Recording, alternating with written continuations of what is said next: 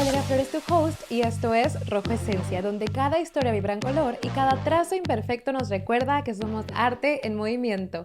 Hello, bienvenida, bienvenido a tu podcast Rojo Esencia. Estoy muy contenta de estar aquí contigo una semana más. De nuevo agradecerte como siempre por estar aquí. No sé desde dónde me estés viendo, si desde Spotify o desde YouTube, pero bueno, no olvides suscribirte o darle follow para que no te pierdas ningún episodio. Y si eres nueva o nuevo por aquí, pues que puedas darte la vuelta a escuchar los episodios anteriores. Bueno, el día de hoy estoy como muy tranquila. Siempre los fines de semana trato de reconectar conmigo de alguna manera, ya sea yendo a la playa, yendo a un parque, escribiendo un poco en un café, o ayer en el caso que fue ir a un evento musical donde siento que conecté mucho con mis ganas de cantar, de hacer música, de volver a grabar música, de presentarme en algunos lugares y de tener esa conexión más íntima con la gente a través de la música. Entonces, bueno, ya que estuve reflexionando muchísimo, el tema de hoy es desaprender para volver a ti.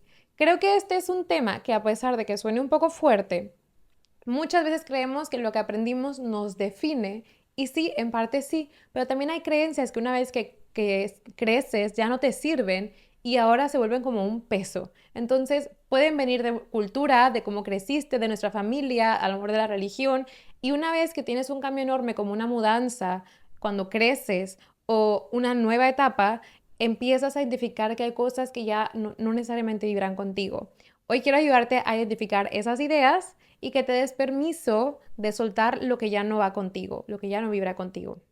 Entonces, el primer punto del día de hoy es definir qué es desaprender.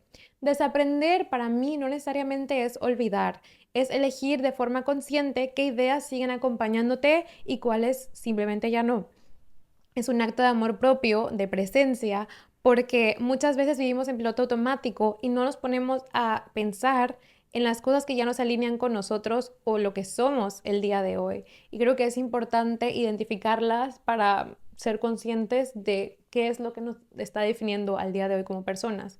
Yo lo sentí muchísimo al migrar porque fue un cambio muy radical y, como les he mencionado en episodios pasados, que el crecimiento se vuelve un poco más exponencial y a lo mejor cosas que parecían obvias para mí en México de pronto ya no tenían tanto sentido o ya no combinaban conmigo. Cambió mi entorno y también por lo mismo cambié yo.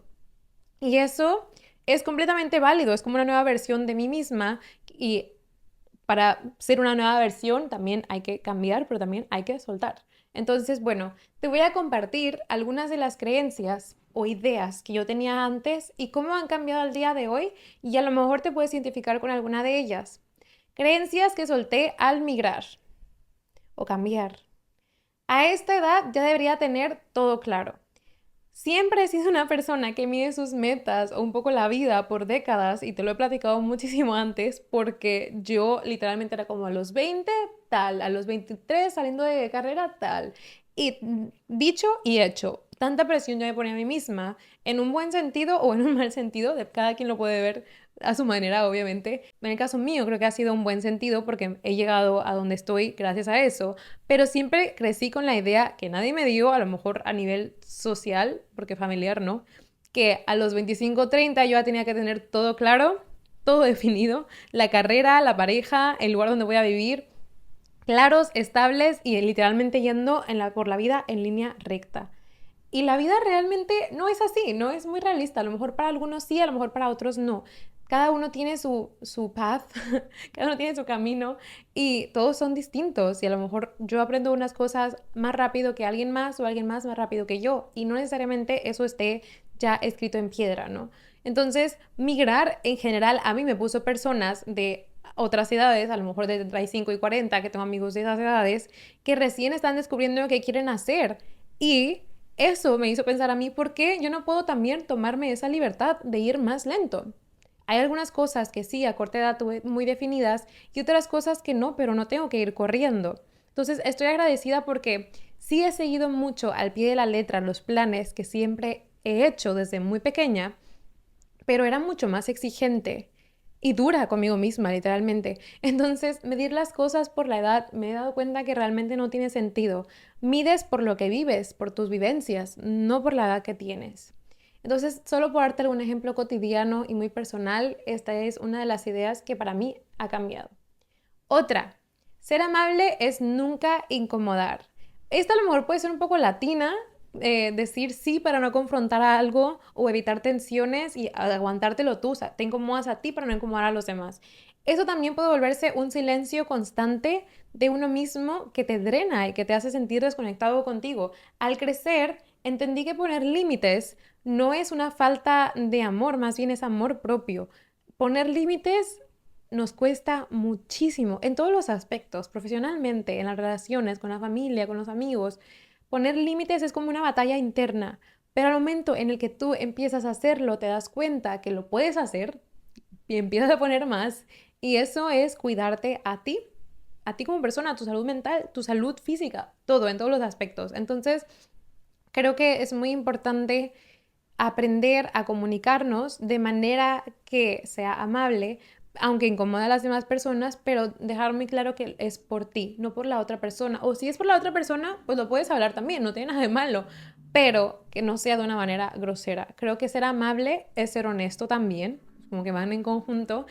Y si hay algo que te incomoda, no te lo callas y no te incomodas tú, lo comunicas y que se quite esa incomodidad, o sea, incomodidad, aunque al principio sea incómodo para la otra persona, para eso está la comunicación y deja de ser incómodo. Creo que la comunicación es la parte central de la vida, que si no sabemos comunicarnos no tenemos nada. La comunicación nos hace tener buena relación en la familia, buena relación amorosa, buenas amistades, una buena trayectoria laboral. Si no sabes comunicarte, no tenemos nada. Entonces, sí, ser amable no es sinónimo de no incomodar. Otra idea que tenía por acá es que para que algo valga, tiene que costarte. Y esta es una que realmente me ha atravesado un poco fuerte porque yo creía que si no involucraba un sacrificio, si no me cansaba, a lo mejor no valía tanto como meta, como otras cosas que sí tenían un mayor sacrificio. Y a veces lo simple, que hablábamos la semana pasada, también es parte del proceso.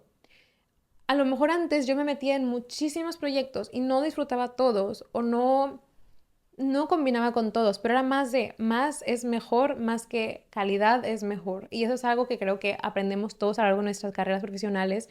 Yo siempre he sido una persona muy intensa, pero creo que a la fecha de hoy que me mudé acá he aprendido a decir que no, he aprendido a soltar proyectos que ya no siento que van conmigo y a quedarme solamente con lo que sí me suma profesional y personalmente.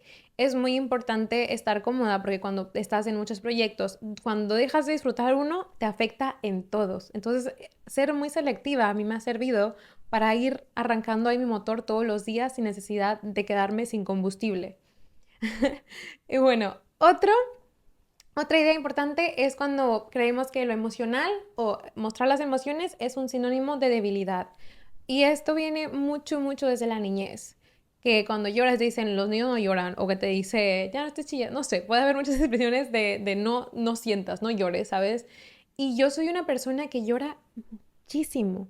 Yo creo que fácil en la semana lloro unas 3 4 veces. Creo que es algo muy sano porque es liberador. No porque esté triste, ¿eh? Simplemente porque algo me hace emocional. Yo soy muy llorona en general. Entonces, uno cree que mostrarse sensible frente a otras personas puede darle una carga emocional a alguien más. A mí me gusta mucho sentir las cosas, aunque a veces sea pesado, pero creo que es una manera de mostrarte vulnerable en ante las personas y también dejarles entrar de otra manera, a lo mejor un poco más íntima. No creo que yo creo que la sensibilidad más bien es también un poder creativo, al menos yo que a la gente que escribimos o que hacemos música o que hacemos arte, esa sensibilidad, esa manera de sentir las emociones te hace crear un arte. No creo que eso sea una debilidad, al contrario, es convertir el dolor en arte es un privilegio, o sea, es de lo más bonito, al menos para mí. Entonces, para mí, el mostrar mis emociones, el ser transparente, es algo que yo comparto y me sostiene a mí como persona y no sé, como que me da a mí un sentimiento de realización muy lindo porque estoy siendo completamente vulnerable y yo. Y ya está, no hay más. Y otro que tengo por aquí es que no todo tiene que tener una meta clara. Hay días en los que yo antes sentía que si no era productiva era un día perdido, literalmente, te lo firmo, siempre, siempre había sido así cuando vivía en México. Y acá entendí que, una, cuando llegas al burnout, nadie te puede sacar de ahí, te tienes que sacar tú mismo.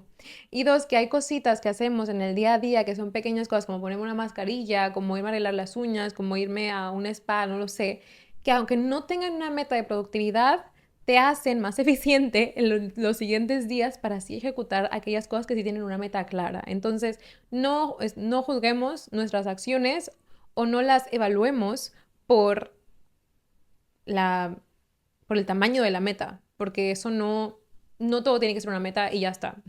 Y eso es un reminder de mí, para mí, una carta de mí para mí. Otra cosita que no la escribí aquí, pero que también la toco porque la tengo un poco presente, es que mi concepto de la pareja, relación amorosa, cambió muchísimo ya estando acá.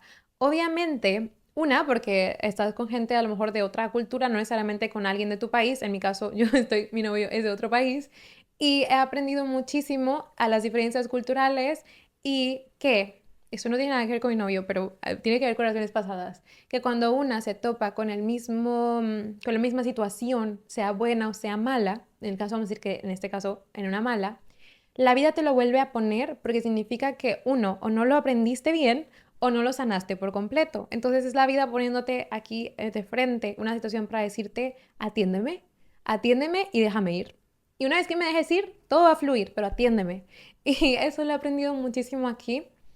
No necesariamente por pasar por un trauma, porque sí que es parte de, pero a veces la vida te lo pone de nuevo para que lo resuelvas distinto.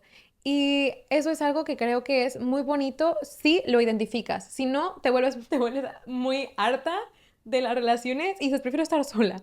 Pero bueno, a final de cuentas, también recuerda que si estás en una relación que a lo mejor no te complementa o no te llena, es porque hay algo ahí que tienes que trabajar y no necesariamente es culpa de tu pareja. A veces atraemos cosas o personas que es lo que en tu vida estás viviendo en ese momento, no necesariamente porque sea culpa de la otra persona. No sé si me estoy explicando bien, espero que sí, pero hay que hacernos muy responsables de nuestros procesos de sanación, de experiencias pasadas y cómo quiero avanzar en una relación a futuro o en la siguiente relación cuando tienes una ruptura. Ser muy introspectivo de qué hago o qué sano para no repetirlo en mi vida.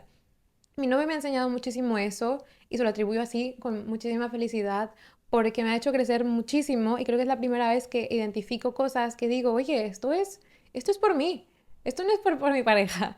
Y me ha hecho, no sé, crecer y madurar muchísimo en ese aspecto de que siento que sí que las relaciones se trabajan, pero hay mucho trabajo interno también que hay que hacer antes de adentrarse a otra relación después de salir de otra, ¿no? Después de salir de una anterior. Ya aquí estoy toda revuelta. Pero bueno, creo que se entiende bien, ¿no? Entonces, eso es algo que a mí me ha ayudado muchísimo, que me tiene muy contenta y que hace que mi relación sea también mucho más estable, que podamos identificar y hablar las cosas desde el principio sin tener que tener una discusión, sin tener que llegar a algo fuerte, sino que ambos somos introspectivos, nos lo comunicamos y si algo me falta o si algo le falta, lo sabemos y lo trabajamos juntos. La paciencia también es sinónimo de amor, las relaciones sí se trabajan, sí hacemos sacrificios. Sí, a veces uno más que otro, a veces no das el 100, a veces la otra persona sí, pero al final de cuentas, si te suma, estás en el lugar correcto. Si te drena, como todo lo que les dije de las ideas, bye bye. Y ya está. Ahora, ya que les dejé aquí un poquito de mi lista de desaprender y nuevos aprendizajes, les platico cómo es el proceso para mí para desaprender. Número uno, escucha tu incomodidad. Muchas veces el cuerpo y la mente nos dan señales que ignoramos y si somos un poquito más abiertos a escucharlas y verlas, a veces simplemente no te molesta el momento, es la creencia que hay detrás y eso hay que cuestionarlo muchísimo. Dos, haz una lista como yo de ideas que ya no te representan. Te compartí, a lo mejor unas de estas combinan contigo, pero a lo mejor aún no sabes qué ideas poner en su lugar, ¿no? Tres, rodéate de otras versiones posibles. Ver gente viviendo distintas etapas de su vida o simplemente teniendo un estilo de vida distinto te abre puertas mentales. A mí eso me ha impactado muchísimo. Entonces, sí, tener amistades que no tienen el mismo estilo de vida que tú es bueno y te va a ayudar a aprender otras cosas que a lo mejor no estabas visibilizando en tu vida por ti solo y con las amistades que tienen el mismo estilo de vida que tú. Entonces, ser abierto a diferentes tipos de amistades y de personas y de etapas es muy bueno, te abre mucho los ojos. Por eso, al momento de emigrar es una de las primeras cosas con las que te encuentras. A lo mejor conectas con personas de otro estilo de vida porque tú estás cambiando y ya está. Y eso es muy lindo. 4. Permítete sentir culpa al soltar. Es muy importante porque esto es parte del proceso. No significa que estás haciendo algún mal por sentir culpa. A lo mejor cometiste un error que pensaste que nunca ibas a cometer y lo aceptas, sientes la culpa y lo sueltas. Y ya está, thank you next. No tenemos que sentir culpa por un tiempo determinado y hacerte sentir peor por tener la culpa, no. Siéntela un día y la dejas ir. Y ya está, procesar. 5. Celebra tus nuevas elecciones. Incluso si son ideales, si se sienten más tuyas, ya es un gran avance. Bueno, este es el episodio de hoy. Estoy muy contenta. Gracias por estar aquí conmigo. No sé desde dónde me estés escuchando, pero me encanta acompañarte una semana más. Espero que este episodio te haya gustado tanto como a mí. Recuerda darle subscribe o darle follow para que no te pierdas el siguiente episodio. Y muchísimas gracias. Te deseo un besito en la frente y te deseo una semana súper linda. Nos vemos en el siguiente. Bye bye.